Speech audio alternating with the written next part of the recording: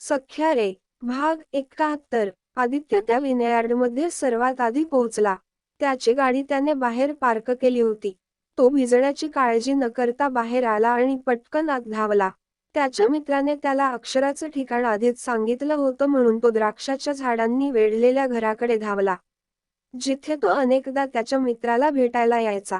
तो आत जाताच त्याने पाहिलं की ती हळूच हातावर हात घासून तिच्या हाताला हात लावत होती, जणू ती लावली झाल्यामुळे थंडी वाजत होती.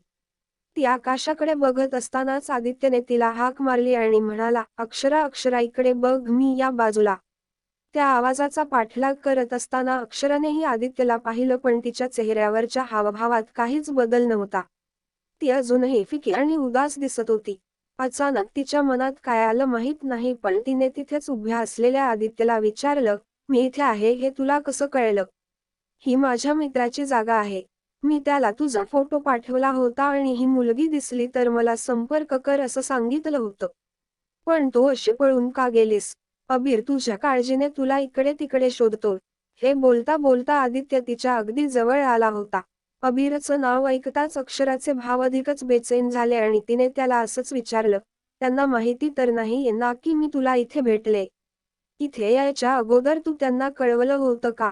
हो, मग माझं काही चुकलं का? आदित्यने उत्तर दिलं आणि पुढे काहीही बोलायची तयारी करू लागला. पण पुढे काही बोलण्याआधी त्याने अक्षराकडे एक कटाक्ष टाकला.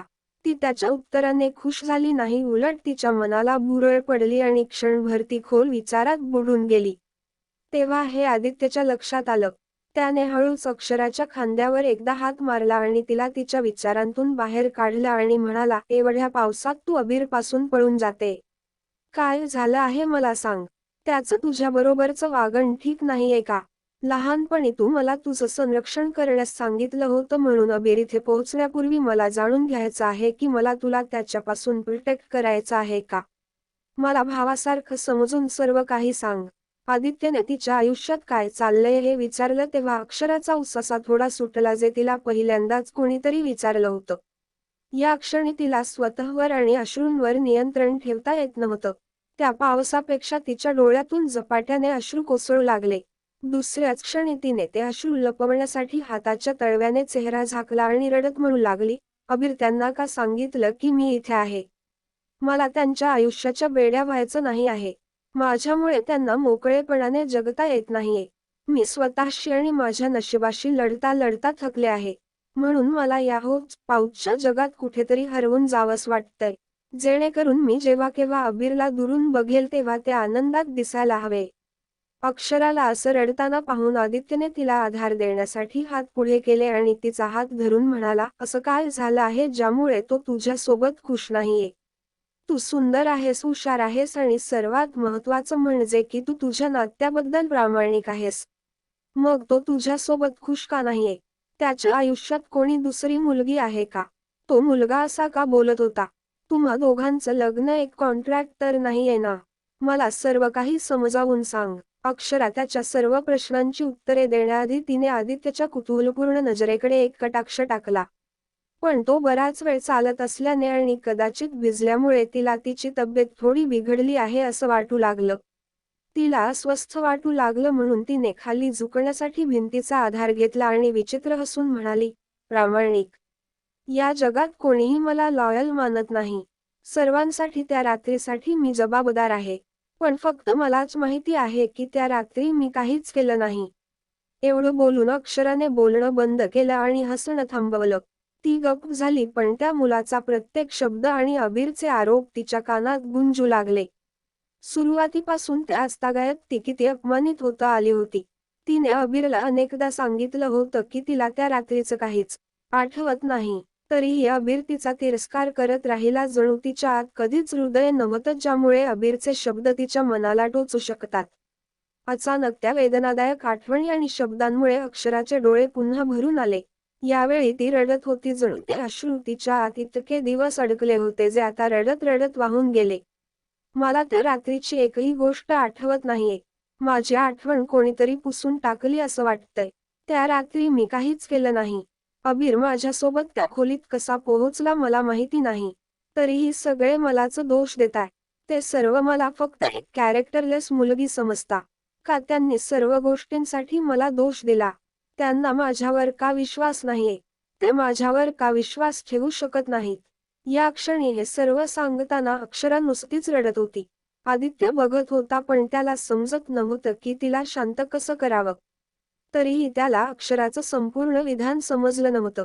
त्यामुळे त्याला अजूनही तिचं ऐकायचं होतं पण ती हरवली होती म्हणून त्याला तिचे उसासे आणि हिचकी याशिवाय काहीच आवाज येत नव्हता.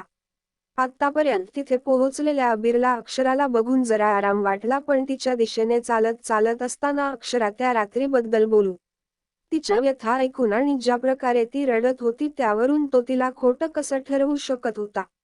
या क्षणी कुठेतरी त्याला असंही वाटू लागलं की पार्टीच्या त्या रात्री अक्षराही त्याच्यासारखीच शिकार झाली होती जी दुसऱ्याच्या प्लॅनमध्ये अडकली होती. तो तिचा प्रत्येक शब्द अगदी लक्षपूर्वक ऐकत होता. जेव्हा तिने बोलणं संपवलं तेव्हा बराच वेळ तिथे उभ्या असलेल्या अक्षराकडे बघून तो हळूच चालत तिच्याजवळ आला. अचानक अबीरला समोर पाहून अक्षरा घाबरली. अबीर इतक्या लवकर तिथे पोहोचेल याची तिला खात्री नव्हती. म्हणून ती काही विचार न करता पुन्हा तिथून पळून जायला लागली. पण तिचा मेंदू थंड पडल्यामुळे तिला नीट चालताही येत नव्हतं. थिरकत राहिल्याने तिचं शरीर क्षणभर सुन्न झालं आणि पुढच्याच क्षणी तिने स्वतःला अबीरच्या भक्कम बाहूमध्ये पडणं बंद केलं. डोळे मिटूनही मनातल्या मनात राजवीच्या कंट्रेसेप्टिव्ह पिल्सचं चित्र समोर येत होतं. म्हणूनच तिच्या ओठात अजूनही एकच गोष्ट येत होती, मला जाऊ द्या. तुम्ही तिच्यासोबत खुश. मी काही केलं नाहीये. मला ती घटना आठवत नाही. मी काही केलं नाहीये. मी असं म्हणत तिच्या पापण्या अधिकच भरल्या आणि तिने हळूच डोळे मिटून उघडायला सुरुवात केली. ती अबीरच्या शांत आणि अश्रूंनी भरलेल्या डोळ्यात बघत होती. त्याच क्षणी अबीरचा मऊ पण श्रवणीय आवाज तिच्या कानावर पडला जो म्हणत होता, पळून जाण्याचा काहीही फायदा नाहीये. मी तुला कुठूनही शोधून काढेल. अबीरचा आवाज ऐकून ती बडबड थांबली आणि हळूच त्याच्या मिठीत झोपी गेली. तिचे डोळे मिटले होते पण तरीही तिच्या कपाळावरचा ताण दिसत होता. तिच्या त्रासाच्या रेषा अजूनही त्याच्या नजरेस पडल्या नव्हत्या. चेहरा मात्र पावसाच्या पाण्यात बराच वेळ राहिल्यामुळे तिची त्वचा अधिक गोरी आणि मऊ दिसू लागली होती. थंडीमुळे नाक हलके गुलाबी झाले होते. पण पडणारे पाणी तिच्या लांब सुंदर मानेवरून तिच्या कपड्यांच्या आत जात होते जे तिला आकर्षक दिसण्यासाठी पुरेसे होतं. कपडे इथले झाल्यामुळे तिच्या शरीरातील फुगवटा देखील स्पष्ट दिसत होता जे पाहून अबीर अस्वस्थ झाला. तरीही त्याचे भाव रिकामे आणि साधेपणाने भरलेले होते. लवकरच त्याने एका हाताने अक्षराच्या बेशुद्ध बॉडीची काळजी घेतली आणि दुसऱ्या हाताने त्याच्या अंगावरून ब्लेझर काढून तिच्या अंगावर टाकला. तीळ मिठीत घेतल्यानंतर त्याने आदित्यकडे एक कटाक्ष टाकला आणि हळू आवाजात त्याला थँक्यू बोलून तो तिथून निघू लागला पण आदित्यला जसं समजलं होतं की अबीर आणि अक्षरामध्ये काहीच सुरळीत नाहीये. त्यामुळे अबीरला जाऊ न देत त्याने व्यत्यय आणला. तू तिच्यासोबत असं काय केलं आहे ज्यामुळे ती तुझ्यापासून दूर पळते? आदित्यच्या प्रश्नावर अबीरची पावले त्याच्या जागी थांबली आणि तो पावसाच्या त्या मुसळधार सरीमध्ये अक्षराच्या निस्तेज आणि बेभान चेहऱ्याकडे एकटक पाहू लागला. त्या शांततेच्या वातावरणात पावसाच्या त्या थंड थेंबांनी अबीरने अक्षरासोबत केलेल्या कृत्याची झलक त्याला आठवली, जे त्याच्या हृदयाला सुईसारखं टोचत होतं. त्यावर आदित्यचा प्रश्न त्याच्या अस्वस्थ मनाला अधिकच त्रास देत होता. कदाचित म्हणूनच तो तिथेच गप्प बसला होता. त्याची शांतता पाहून आदित्य त्याच्या जागेवरून त्याच्या समोर आला आणि हात जोडून म्हणाला, तुला उत्तर द्यायचं नसेल तर ठीक आहे पण लक्षात ठेव. तू ज्या मुलीला तुझ्या हातात पकडलं आहे ती तुझ्या दृष्टिकोनातून आणि जगाच्या दृष्टिकोनातून वेगळी आहे. एक वेळा तिला तुझ्या हृदयाच्या दृष्टिकोनातून पाहण्याचा प्रयत्न कर. तू ज्या प्रकारे तुम्ही तिला जज केलं आहेस तशी ती नाही आहे. तिची वेदना समजून घे. अक्षरा सिच्युएशनला बघून पळणारी मुलगी नाही आहे आणि यावेळी ती असं करत असेल तर मग ती आतून पूर्णपणे तुटली आहे किंवा तिने तुझ्यापासून दूर राहण्याचा निर्णय घेतला आहे. असं म्हणत आदित्यने पुन्हा एक वेळा अक्षराकडे बघितलं आणि परत म्हणाला, हे बघ अबीर माझ्यासाठी अक्षरा खूप स्पेशल आहे. ती पहिली मुलगी होती जी माझ्या आयुष्यात आली होती आणि तिने मला जगण्याची पहिली इच्छा दिली. म्हणून मी तिला पुन्हा रडताना पाहिलं तर मी तिला तुझ्यापासून दूर घेऊन जाईन जिथे ती आनंदी असेल. अबीर रिकाम्या भावनेने लक्ष देऊन आदित्यला ऐकत राहिला पण जेव्हा आदित्यने त्याला सांगितलं की तो अक्षराला त्याच्यापासून दूर नेईल तेव्हा अचानक अबीरने ऐकलं आणि त्याच्याकडे खोल नजरेने बघू लागला. आदित्यला त्याच्या वागण्याने धक्काच बसला. त्याला काहीच कळत नव्हतं. त्यामुळे त्याला अबीरचे विचार अजिबात समजले नाहीत आणि अक्षराच्या चेहऱ्यावरून हात मागे घेत तो नम्रपणे म्हणाला, तुझी इच्छा नसेल तिची काळजी घ्यायची तर मला दे. अक्षराला मी माझ्यासोबत घेऊन जाईल.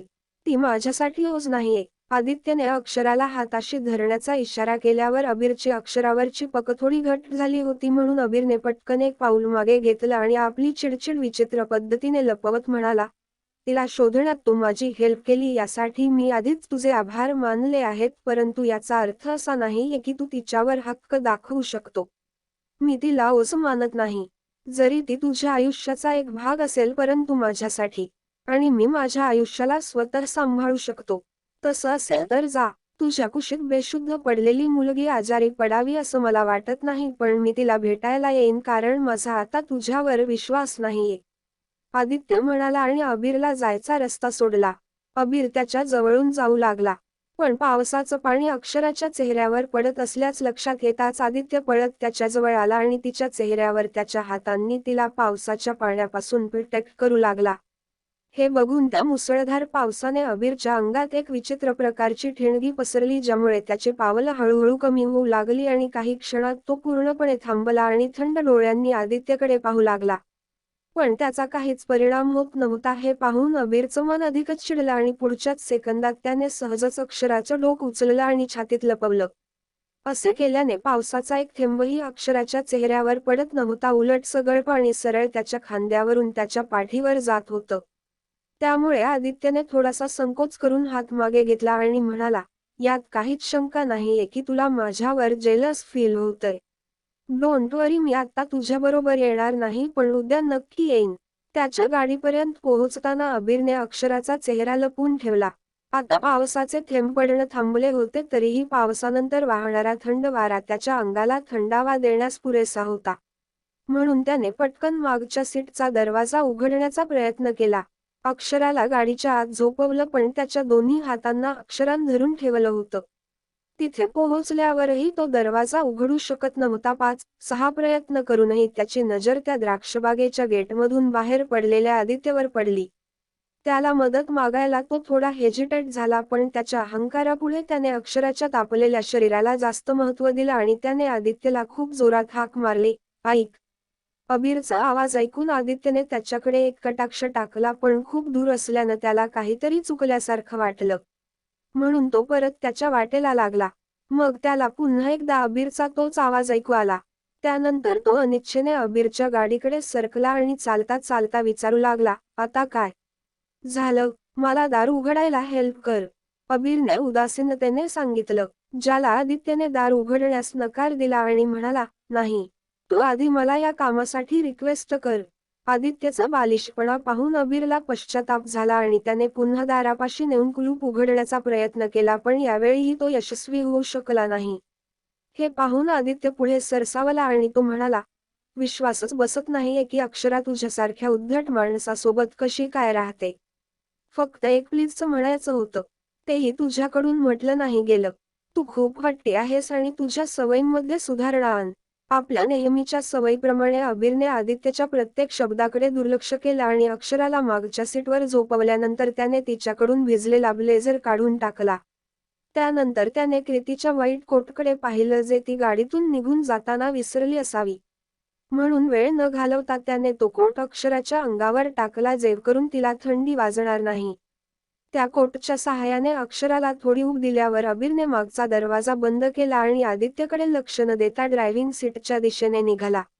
आदित्यला गाडी सुरू झाल्याचा आवाज आला. त्यानंतर तोही अबीरला अहंकारी म्हणत त्याच्या गाडीच्या दिशेने निघून गेला. मात्र त्याच्या नजरेतून अबीरची कार दिसेनाशी होईपर्यंत बघत राहिला. हे गाईज, कसा वाटला आजचा भाग? नक्की कळवा. बघूया काय होतं पुढे. त्यासाठी वाचत राहा. सख्या रे. To be continued. व्हिडिओ आवडला असेल तर लाईक करा, शेअर करा आणि चॅनेलला सबस्क्राईब करून बाजूची घंटी नक्की दाबा. धन्यवाद.